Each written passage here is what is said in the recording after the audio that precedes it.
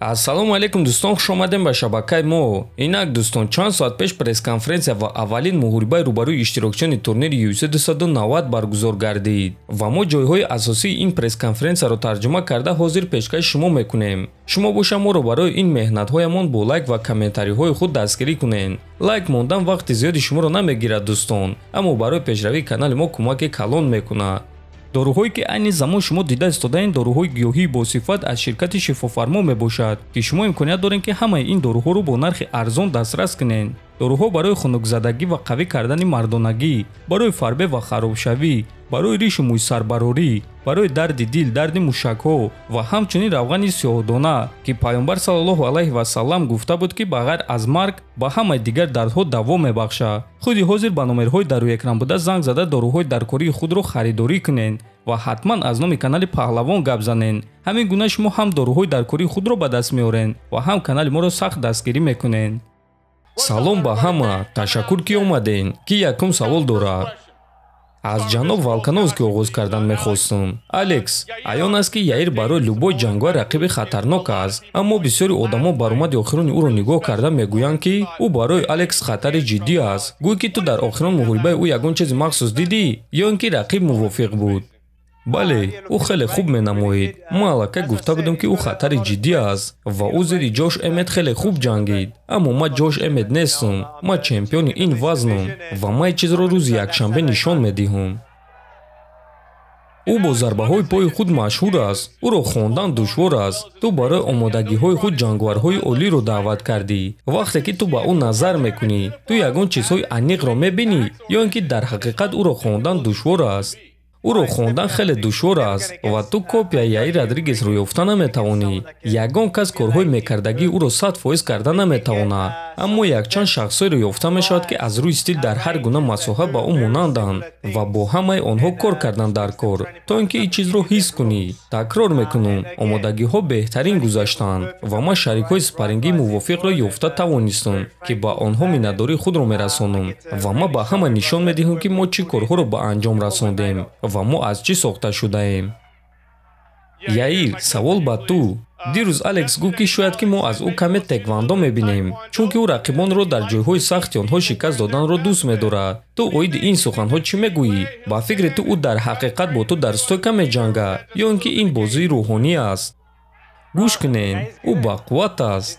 ӯ яке аз бузургтарин ҷангварон дар ҳама замон аст. ман хеле шодам ки бо ин шахс меҷангам. ин барои ман шараф аст бародар. ман оиди ту ягон чизи бад гуфта наметавонам, танҳо суханҳои хуб. ва рӯзи якшанбе мо муҳорибаи дурахшон ташкил мекунем.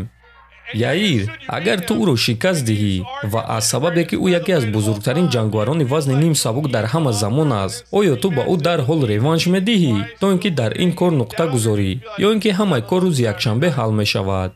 пешгӯӣ намекунем. дар аввал ман бояд зидди ӯ баромада муҳориба гузаронам, ғалаба ба даст биёрам ва баъд намедонам мебинем. ӯ нақша дошт ки ба вазни сабук барояд. барои ҳамин чӣ қароре ки ӯ набарорад ман ба ӯ барор хоҳонам. Брендон, ту медонистӣ ки Пандожа рақиби навбатии ту мешавад баъди оне ки ту Дэвисонро шикаст медиҳӣ ва барои ман шавқовар аст ки вақте ки ту ду муҳорибаи пешинаатонро тамошо мекунӣ ва баромадҳои ҳозираи ӯро, ту дар стили ӯ чӣ тағйиротҳо мебинӣ? медонӣ, ман фикр мекунам ки ӯ пуртаҷрибатар шудааст.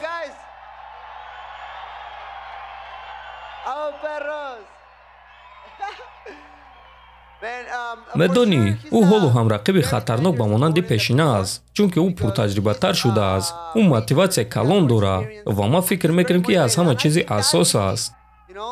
ман дирӯз оиди ин чиз гап зада будам. масалан, Фигередо барои бо ман ҷангидан хаста шуда буд. ман бо Марено ҷангидан намехоҳам мегуфт, аммо Пандожа омода аст. ӯ мегӯяд ки ман сари Мареноро аз танаш ҷудо кардан мехоҳам ва ин чиз ӯро рақиби хатарнок мекунад. аммо бошам барои ин визов тайёрам. ту бо Фигередо 4 муҳориба гузаронда будӣ. ба фикри ту агар ту Пандожаро шикаст диҳӣ, оё қуввозмоиши мо бо Пандожа ба охир мерасад, дар ҳоле ки ӯ туро 2 маротиба шикаст додааст? медонӣ, ин ҳадафи ман аст. бисёриҳо аз ман мепурсанд ки оиди Пандожа чӣ фикр дорӣ? оё мотиватсияи ту барои ин реванш зиёдтар аст? аммо ман гуфтаним ки ман ғолиб шудан мехоҳам. ма ғолиб шудан ва мероси худро идома додан мехоҳам. Тамом. чунин савол ба пандожа, ту бо Морено 2 маротиба ҷангидагӣ дар ТАФ ва дар UFC. ҳозир муҳорибаи шумо 5 раунда ва унвонӣ аст. барои ман шавқар аст фаҳмидан ки ту оиди карьераи ӯ баъди чемпион шуданаш чӣ фикр дорӣ? дар аввал ман ин хейтро нисбати худ намефаҳмам. ман ҷангвари хеле хубам. албатта ки Мореноро эҳтиром мекунам, оилаи ӯро эҳтиром мекунам, ӯ ин чизро медонад. аммо рӯзи якшанбе моро 5 раунди махсус интизор аст. ин ҷанги ҳақиқӣ мешавад. ман медонам ки дар як карт бо Волк ва Яир ҷангидан ва соҳиби бонус барои муҳорибаи шом шудан душвор аст. аммо ин чизе ҳаст ки ман мехоҳам. ман мехоҳам ки ҷанги шом ташкил кунем, шови беҳтарин ташкил кунем ва реаксияи мухлисон ба ман маъқул аст. ин чиз ба муҳорибаи мо хайпи зиёдтар медиҳад. ман ин чизро қадр мекунам. ташаккур бачаҳо.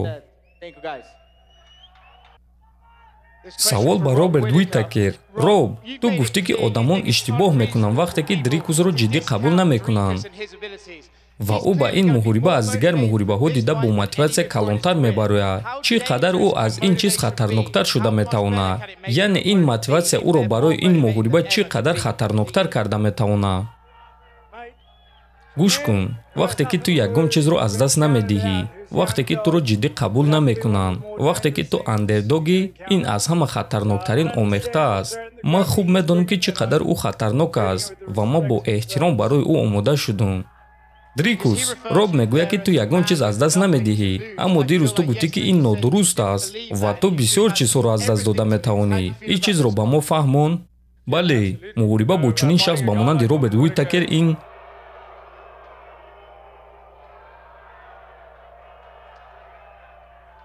ман бо Роберт Уитакер меҷангам ва ман ягон чиз аз даст намедиҳам. ин нодуруст аст. ман бисёр чизҳоро аз даст дода метавонам. медонем, ман ҳадафи чемпион шудан дорам ва Роберт Уитакер зинаи навбатӣ дар пеши ин ҳадаф аст. ин санҷиши хеле вазнин аст ва ман боварӣ дорам ки ҳамаи корро кардам ва медонам ки ман тайёрам ки ин санҷишро гузарам ва ба марҳилаи дигар барам. довталаби асосӣ шудан. барои ҳамин ман бисёр чизҳоро аз даст дода метавонам ва шумо ин чизро дар баромади ман рӯзи якшанбе мебинед. ман ҳамчун шахсе ки бисёр чизҳоро аз даст дода метавонам меҷангам. савол ба Ҷайлин Тернер. Ҷайлин, ба фикри ту Дэн Хукер аз ҳама рақиби пуртаҷрибатар аст барои ту? бале, дар ин марҳила фикр мекунам ки бале. Дэн, савол ба ту. Ту дар ин бозӣ солҳои зиёд ҳастӣ. Ту дар ин октагон бисёр чизҳоро дидӣ. Ба фикри ту Ҷейлин туро ҳайрон карда метавонад? бале, ӯ стили шавқовар дорад ва ӯ санҷиши нав аст. ва медонӣ, ҳамаи таъриф нисбати ӯ арзанда аст. ӯ дар ҳақиқат ҷангвари хуб аст ва ман мехоҳам ки ба он ҷо баромада малакаҳои худро санҷум. савол ба Бо Никал.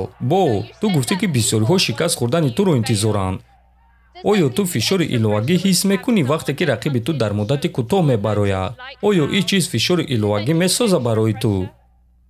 не, ман фишори иловагӣ ҳис намекунам. ман худам барои худам фишор месозам, чунки ман баромада ва баромади арзанда нишон додан мехоҳам. одамо шикаст хӯрдани маро интизоранд, чунки ман дар ин ҷо навомадагиам ва дар гирди ман хайпи калон аст. аммо фикр мекунам ки аз онҳо бисёртар муваффақияти маро дидан мехоҳанд.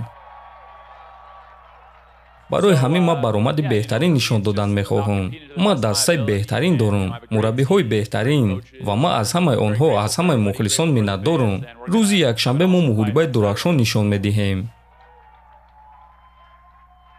савол ба чемпион Александр Волкановский. ту бо Ислам Махачев чемпиони вазни сабук кори нотамом дорӣ, аммо агар ки ту рӯзи якшанбе ғолиб шавӣ, пас чанд довталаби дигарро дар вазни ним сабук ту бояд ки шикаст диҳӣ, то ин ки ту аз ин чиз розӣ бошӣ. ман ба шумо гуфта будам ва ман фиреб намекунам. ман ҳар дафъа ба шумо нишон дода истодам ки ман фаъол будан мехоҳам. ман ин реваншро мегирам. ман дуюм камарбандро мегирам ва ду вазнро роҳбарӣ мекунам. ман ин чизро ба шумо ваъда медиҳам. ҳозир маро муҳориба зидди Яир интизор аст ва ман ин муҳорибаро ҷиддӣ қабул мекунам. аммо дар оянда ман дар ду вазн ҷангидан мехоҳам. ман дуюм камарбандро гирифтан мехоҳам. аммо ҳозир дар пеши ман дигар хатар аст. ман ин корро ҳал мекунам ва баъд оиди ин чиз гап мезанем.